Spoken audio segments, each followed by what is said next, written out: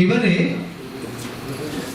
আমাদের প্রাক্তন vice chancellor Shri অশোকনাথ বসুকে কিছু বলতে অনুরোধ করছি।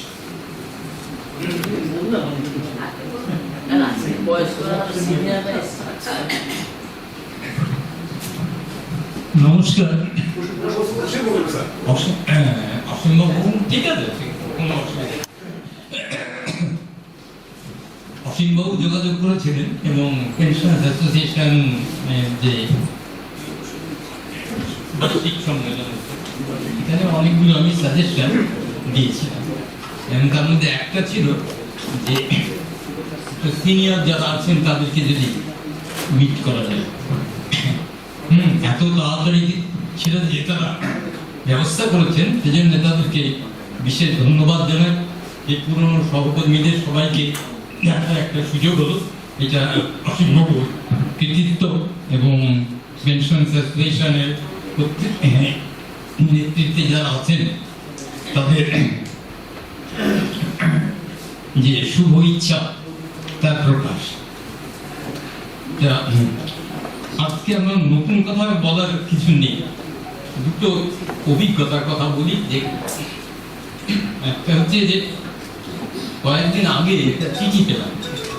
চিঠিটা লিখেছেন জাপানের থেকে, আমাদের সিল্ক প্রোগ্রামে এসেছিলেন এলেন মাসাকো, উনি একটা চিঠি লিখেছেন। তা উনি যেখানেই থাকেন মানে কি আমাদের বয়স মানে একটা যোগাযোগ রাখেন বা ইয়ে করেন। তা সেই চিঠিতে লিখেছেন ব্যক্তিগত কথা একদম, যে জাপানে কিছুদিন আগে একটা ভূমিকম্প হয় এবং সেই ভূমিকম্পে আমাদের বাড়ির কিছু অংশ এমনভাবে নষ্ট হয়েছে, সেগুলো আমরা সারিয়ে ফেলতে পারবো, কিন্তু খানিকটা ক্ষতি হয়েছে। এছাড়া আমার স্বামী ওপেন হার্ট সার্জারি হয়েছে কিছুদিন আগে, এবং আমি জাস্ট আমার ব্রেস্ট ক্যান্সার অপারেশনের পরে বাড়ি ফিরে এসে একটা বই পড়ছি, পড়তে পড়তে তোমাকে এই চিঠিটা লিখছি। তা সেই চিঠির শেষে উনি লিখছেন যে আমি একটা বই পড়তে পড়তে কতগুলো লাইন দেখে আমার এত ভালো লাগলো যে পৃথিবীতে আমি যেখানে যোগাযোগ করেছি সেই সব সবাইকে এই চিঠিটা পাঠাচ্ছে বলে তিনি বলেন যে এই বয়সে মোটিভেশনের কি অভাব আছে, যে একটা শিশুর জীবন রক্ষা যদি করা যায়, একটা বৃদ্ধের মুখে যদি হাসি ফোটানো যায়, তার থেকে বড় জিনিস আর পৃথিবীতে কিছু নেই। সুতরাং আমি এই কথাটা তোমাকে জানাবো, এই একটা মন্তব্য। দ্বিতীয়টা, এই একটু আগে ডিপার্টমেন্ট থেকে আসছি এক কলিগ বললেন, সেইটা উল্লেখ, সেটা হচ্ছে যে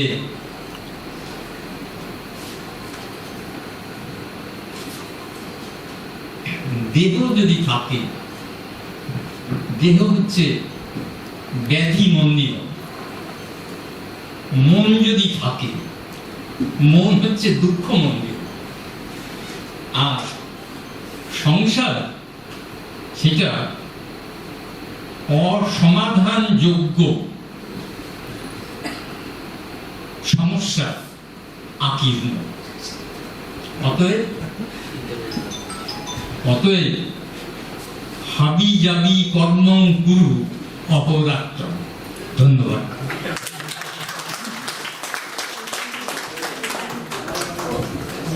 আচ্ছা, দেরিতে হলেও আমাদের অ্যাক্টিং রেজিস্ট্রার সঞ্জয় গোপাল সরকার এসছেন, ওনার হাতে ফুলের স্তবক তুলে দিন প্লিজ, ওনাকে অভিনন্দন জানাচ্ছি।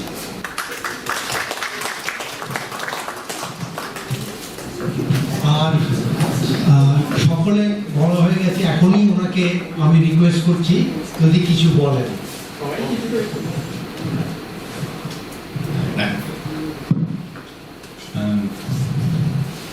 আমার এখানে এসে প্রথমেই এত ভালো লাগছে যে এতগুলো মুখ আমরা দেখতে পাচ্ছি, যে মুখগুলো আমরা অনেকদিন দেখিনি।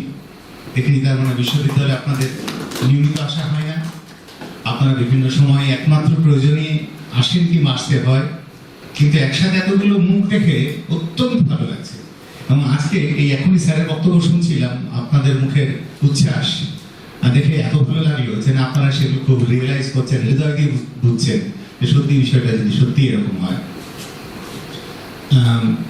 আমি যদি আমার এখন রিটায়ারমেন্ট একটু দেরি আছে, তাহলে আমি সবসময় বিভিন্ন অনুষ্ঠানে যাই এই রিটায়ারমেন্টে এবং সেখানে বলি যে দেখুন এটা আপনার অত্যন্ত সুখের দিন, কারণ আজ থেকে আবার একটা নতুন জীবন শুরু হবে। আপনাকে প্রত্যেকদিন 10টার সময় আসতে হবে না, আপনারা প্রত্যেকেই সেরকম একটা ফেজে আছেন যেখানে সকালবেলা উঠে ভাবতে হয় না যে আজকে অফিস যেতে হবে। এটা অত্যন্ত আনন্দের এবং অত্যন্ত নিজের মতো করে ব্যবহার করার সময়। আমি আশাবাদী যে আপনারা নিশ্চয়ই ঠিক সেভাবেই জীবনযাপন করছেন, অত্যন্ত আনন্দে আছেন, পরিবার পরিজন সকলকে নিয়ে অত্যন্ত আনন্দে আছেন, নিজের মতো ঘুরে বেড়াচ্ছেন। আর এই ভালো হ্যাঁ এই ভালো স্যার তো সেটা সবসময় ফলো করেন, কেন স্যারকে আমি বিভিন্ন জায়গাতে বিভিন্নভাবে দেখেছি, একদম মন প্রাণ দিয়ে সেটা মানেন। আমি চাই যে আপনারা একদম এইভাবেই ভালো থাকুন, আর ভালো লাগাটা যত বড় হতে থাকবে তত আমাদের ভালো লাগবে। আপনারা সকলেই খুব ভালো থাকুন। আর অ্যাসোসিয়েশনকে অশেষ ধন্যবাদ যে তাদের এই আগ্রহ এবং তারা সকলকে বিভিন্ন সময়ে সমবেত করতে পারে, নিয়ে আসতে পারেন। তাদের সুখ বৃদ্ধি হোক এই কামনা করছি। আপনারা সকলেই খুব ভালো থাকবেন। আবার প্রণাম জানাই। দাদা ও দিদিরা তারা যদি কিছু বলতে চান কাইন্ডলি বলবেন,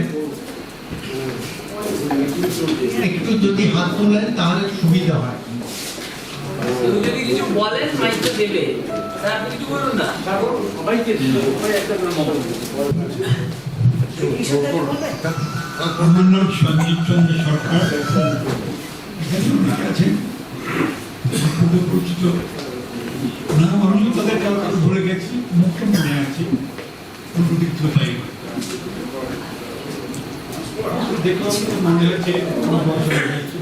হচ্ছে অনেক রকম আমি শিক্ষিত হওয়া।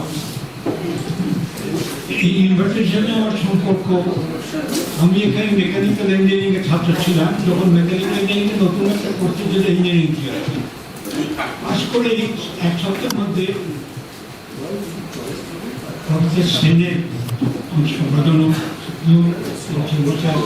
নির্দেশে এরপরে টিচার হিসেবে পড়াতে শুরু করি 1957 ডিসেম্বর। এবং তারপরে এখানে কর্মজীবনটা কাটিয়ে রিটায়ার করি 1997 এবং ওই 5 বছরটা যখন করি আরো 5 বছর করে দুঃখ ছিলাম ইউনিভার্সিটি অনেকদিন বোধ করতে লেগেছে এদের ব্যাপারে। করোনার ইঙ্গিত পাওয়া গেল, সেই সময় অনেকের মতো আমি বেরোলে বন্ধ করলাম।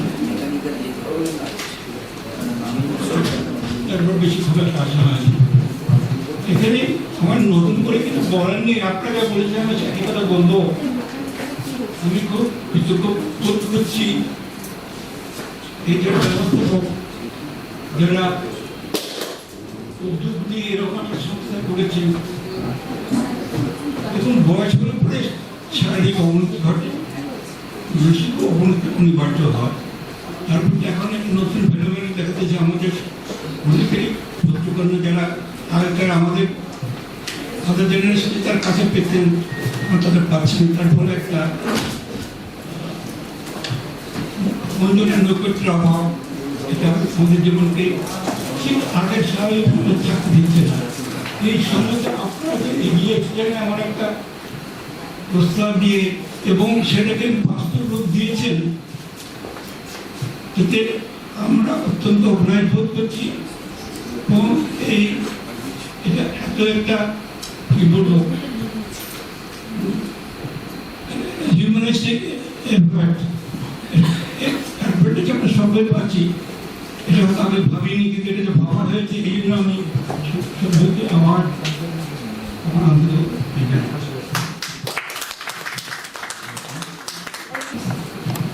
সকলকে নমস্কার জানিয়ে বলি, উনি বললেন আমি পেনশনার্স অ্যাসোসিয়েশনের ভাইস প্রেসিডেন্ট ছিলাম একসময়, সেই হিসাবে ভাইস প্রেসিডেন্ট, সেই দিল্লি ভাইস প্রেসিডেন্ট না, বুঝতেই পারছি।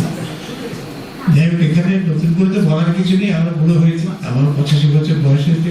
একসময় অশোক ঘোষের সঙ্গে শিল্পীর দোকানে বসে একসময় চা খেয়েছি, তখন লেকচার দুজনেই লেকচারার ছিল।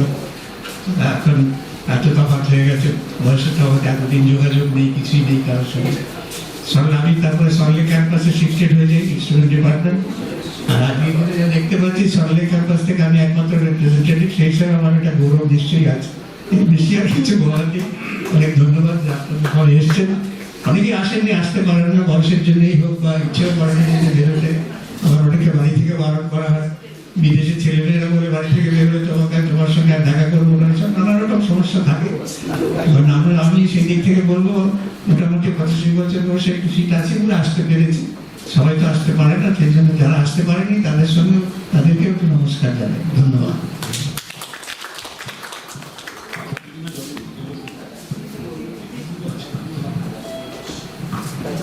আচ্ছা, নমস্কার। আজকে এখানে এসেছি যে জন্যে, সেই ক্ষেত্রে যেন মনে হচ্ছে ঘরটা আমার খুব পরিচিত। কেননা আজ থেকে 1964-এ এখানে একটা গোল টেবিল ছিল। পিসিবি মল্লিক আমার ইন্টারভিউ নিয়েছিলেন।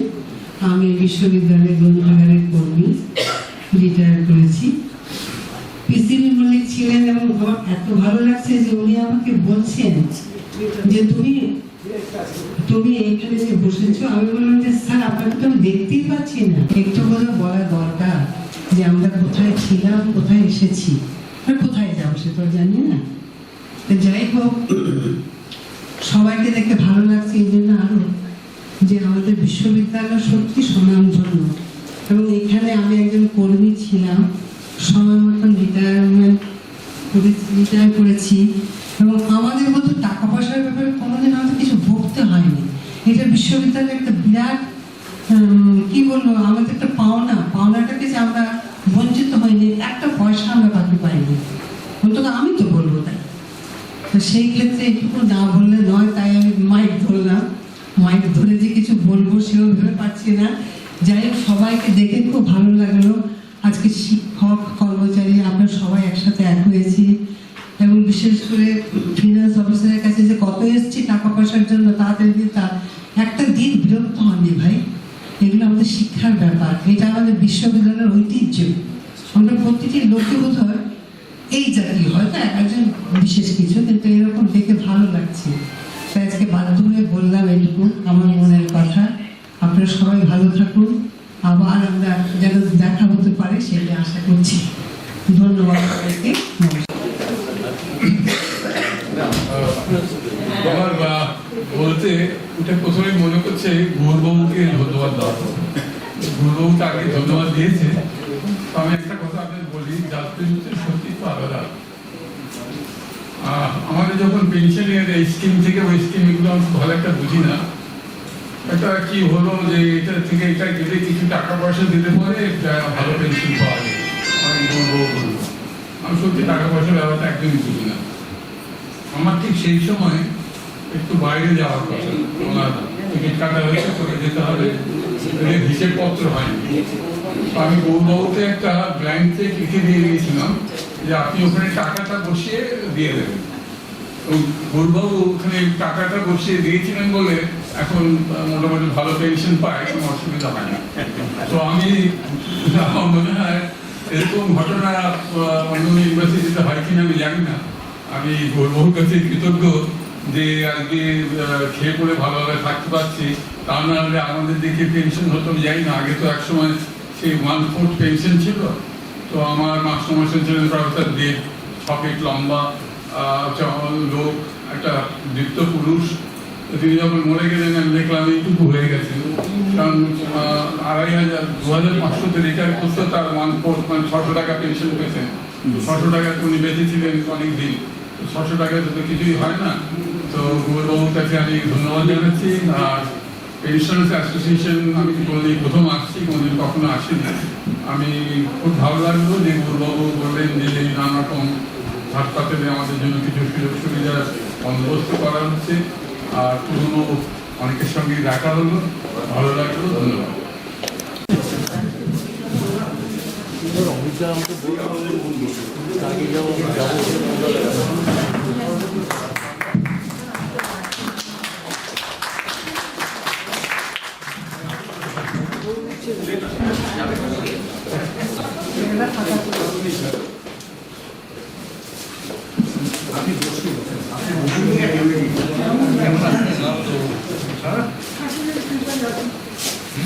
শ্রীমতী আরতি রায়,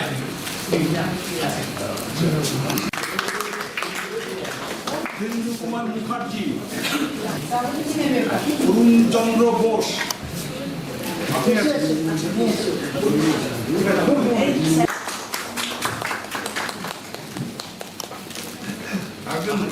নিচে রাখুন, ঠিক আছে, আমরা নিয়ে নিচ্ছি স্যার। আচ্ছা, কোনো রিপ্রেজেন্টেটিভ যদি এসে থাকে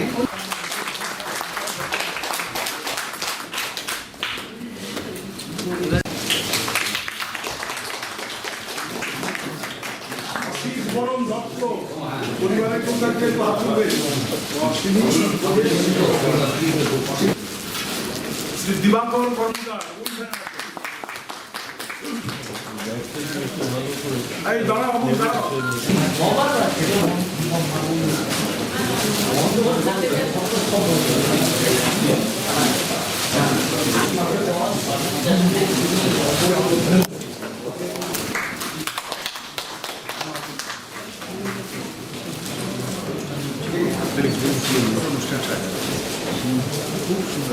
সেসব একটা ইয়েও নিল, এটা ডোনেশনও নিয়েছে।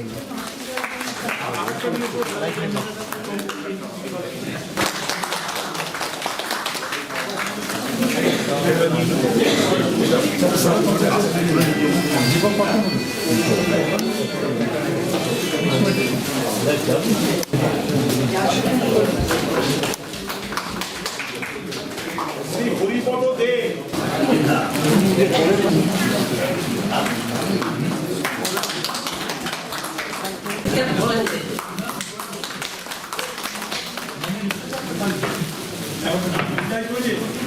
কমলাকান্ত দাস,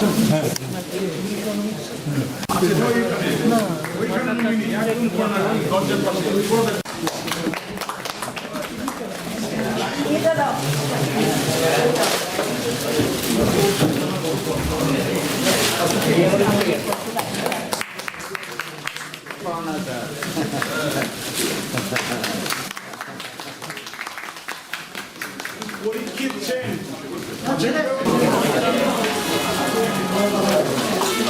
প্রদীপ কুমার ভট্টাচার্য, রবীন্দ্রনাথ ভট্টাচার্য,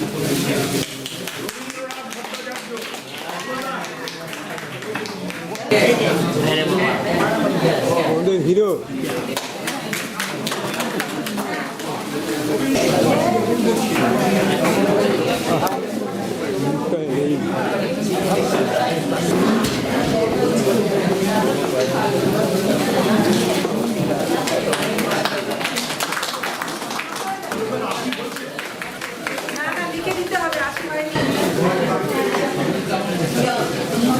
সঞ্জীব চন্দ্র সরকার,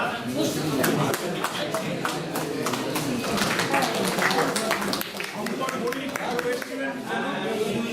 ওই যে ওখানে আছে, শঙ্কর প্রসাদ চৌধুরী, শ্যামল কুমার ঘোষ, এই শঙ্কর প্রসাদ চৌধুরী, শ্যামল কুমার ঘোষ নেই, শ্যামল কুমার ঘোষ।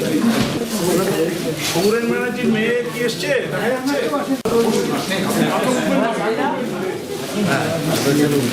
দিদি সুভাষ বেরা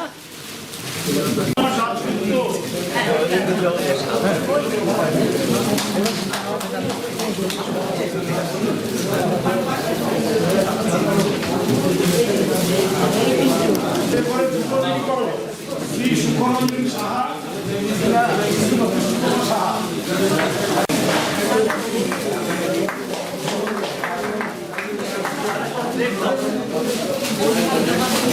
অসীম বরণ,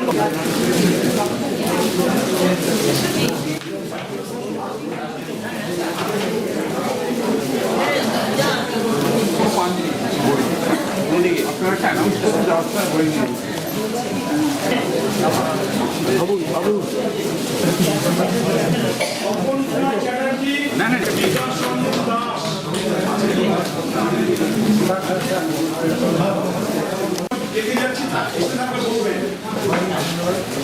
অশ্বিনী দণ্ডপাত, রবীন্দ্রনাথ দাস, রবীন্দ্রনাথ গোয়াটার, শ্যামল কুমার ঘোষ, সমীর কুমার দক্ষিণ, সুভাষচন্দ্র বেরা, সৌরেন্দ্রনাথ ব্যানার্জি, দেব কুমার মুখার্জি, অমিত কুমার নন্দী, বৈদ্য, ইউবাদ তামা, শুভরঞ্জন সিনহা, তপন কুমার চ্যাটার্জি।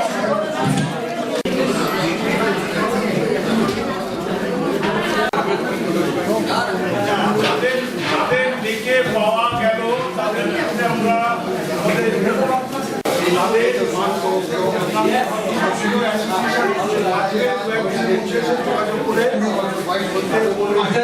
যাদের নাম ডাকা হয়নি 80 বছরের ঊর্ধ্বে এখানে এসেছেন বা তাদের রিপ্রেজেন্টেটিভ এসেছেন, একটু কাইন্ডলি হাত তুলবেন। কেউ বাদ পড়লেন কি? হ্যাঁ ঠিক আছে, কেউ বাদ পড়েনি। Thank you.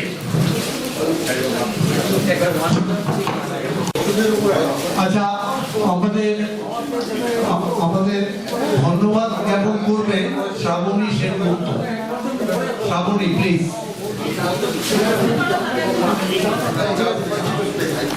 80 বছর পার হয়ে আসা সদস্যদের একটি সম্বর্ধনা জানানোর অনুষ্ঠান একেবারে শেষ পর্যায়ে এসে পৌঁছেছে। সম্বর্ধনা প্রাপক বর্ষিয়ান সদস্যদের প্রথমেই ধন্যবাদ জানাচ্ছি। বয়সজনিত নানা অসুবিধা থাকা সত্ত্বেও তারা এসেছেন, আমাদের সম্বর্ধনা অত্যন্ত খুশি হয়ে গ্রহণ করেছেন। যারা সশরীরে হাজির হতে পারলেন না তারাও তাদের প্রতিনিধি পাঠিয়েছেন এবং এদের মাধ্যমে নিজেদের উপস্থিতি জানিয়েছেন। আমরা তাদেরও ধন্যবাদ জানাচ্ছি। এদের সস্নেহ উপস্থিতি বিনা এই অনুষ্ঠান অসম্পূর্ণই থাকতো। ধন্যবাদ জানাচ্ছি যাদের গাওয়া উদ্বোধনী সঙ্গীতের সঙ্গে আমাদের অনুষ্ঠানের সূচনা হয়েছে, তারা আমাদেরই উত্তরসূরি। এরা আমাদের সব সময় আমাদের সঙ্গে থাকেন, যেমন আজও আছেন। এদের সবাইকে ধন্যবাদ জানাচ্ছি। দীর্ঘ 3 মাস যাবৎ যারা অ্যাসোসিয়েশনের ভিতরে অক্লান্ত পরিশ্রম করে সাধারণ সভা, দ্বিবার্ষিক সম্মেলন ও এই সংবর্ধনা অনুষ্ঠান সুন্দরভাবে আয়োজন করে সফল করে তুললেন, এইসব পেনশনার বন্ধুদের কর্মদক্ষতা, তাদের তারুণ্যময় বার্ধক্যের প্রশংসা না করলেই নয়। এদের জন্য পেনশনার অ্যাসোসিয়েশন গর্ব অনুভব করে। সবশেষে সবাইকে আর একবার ধন্যবাদ জানাই এবং সবাইকে আমরা কামনা করি সবাই সুস্থ শরীরে থাকুন। আমার কথা এখানে শেষ।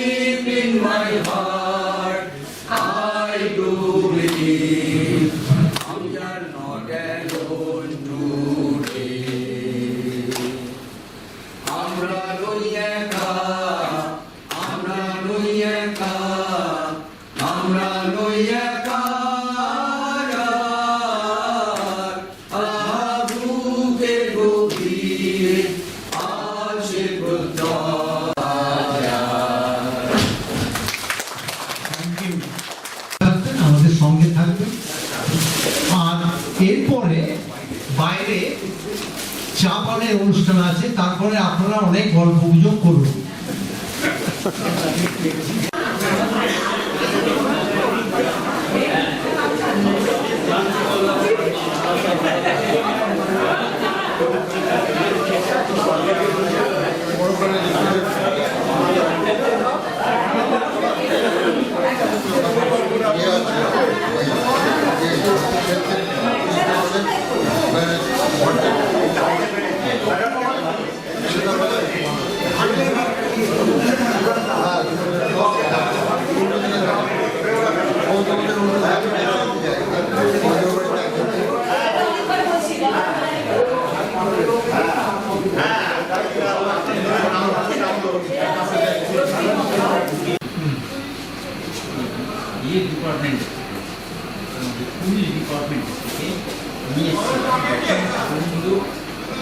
যে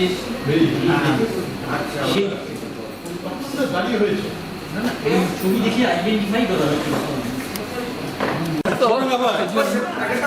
আমি লোকের কাছ থেকে এরকম একটা সাধারণ অনুদান গ্রহণ করছি এর চেয়ে আনন্দ আর কি হতে পারে